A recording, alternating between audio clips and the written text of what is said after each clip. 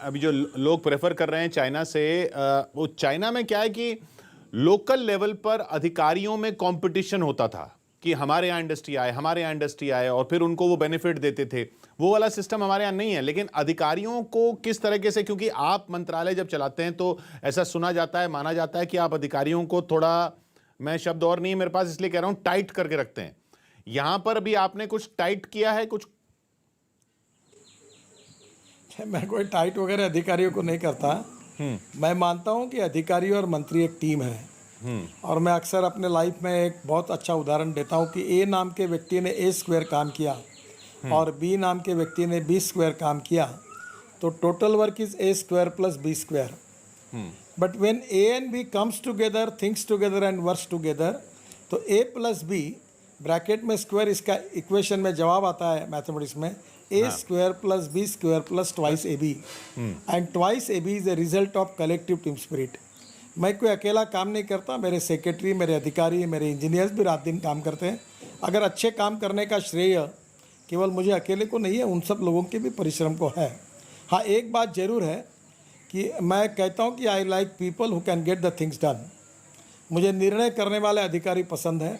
Dodging करने वाले, divert करने वाले, फाइल इधर उधर घूमने वाले लोगों से मैं नाराज़ होता हूँ। मैं ये कहता हूँ, निर्णय क्या करना आपका अधिकार है, आप करिए, पर निर्णय करिए।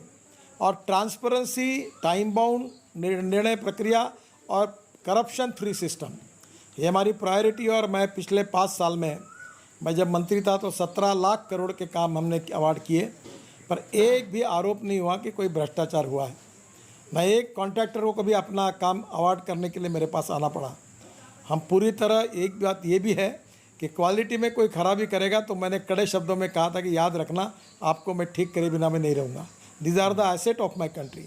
और दूसरा, हमने बड़े प्रमाण पर पब्लिक प्राइवेट इन्वेस्टमेंट लाई। आपको आश्चर्य लगेगा कि मैं शिपिंग का मंत्री था, हमारा बजट था 800 करोड़ का, तो 5 साल का बजट होता है 4000 करोड़ का। और हमने शिपिंग में एक सागरमाला करके प्रोजेक्ट लिया था 16 लाख करोड़ का, और 6.5 लाख करोड़ के काम भी उस समय पूरे हो गए। इस देश में पैसे की कमी नहीं है, टेक्नोलॉजी की कमी नहीं है, इस देश में काम करने वाले की कमी है। You can donate I but you can not donate vision, appropriate vision for development. और देश के लिए, समाज के लिए काम करने की कटिबद्धता होगी तो हम लोग बहुत कुछ काम कर सकते हैं, ये मेरा विश्वास है। और इसी टीम स्पिरिट में हम लोग काम कर रहे हैं। मेरा मतलब अधिकारियों से ये था कि जो चाइना में जैसा होता है ना कि वो जो कंपटीशन होता है लोकल लेवल पे, अधिकारियों में सुना जाता है कि वो बिजनेस को अपने एरिया में अट्रैक्ट करने के लिए, वो जब तक हम नहीं करेंगे तो हम चाइना से कैसे कम्पीट करेंगे? उसके लिए सरकार क्या करेगी? हमारे कानून तो ऐसे हैं नहीं। देखिए, आपने जो विषय रखा वो एक फिलॉसफी है। कभी कभी एक व्यक्ति ने, एक फिलोसोफर ने कहा था कि सरकार की विशेषता ये होती है, वो हमारे सरकार के, वो एक सरकार के बारे में उन्होंने कहा था कि अच्छे काम करने वालों को सम्मान नहीं मिलता और बुरे काम करने वालों को सज़ा नहीं मिलती।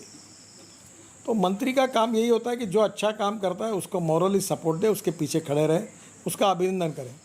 अभी मैं नागपुर में हूँ, हमारे यहाँ इरिगेशन में एक सुरवे करके अधिकारी थे, उन्होंने 3 साल यहाँ काम किया और विदर्भ के जैसे किसान आत्महत्या कर रहे हैं, 3.5 लाख हेक्टेयर ज़मीन सिंचाई के नीचे लाई।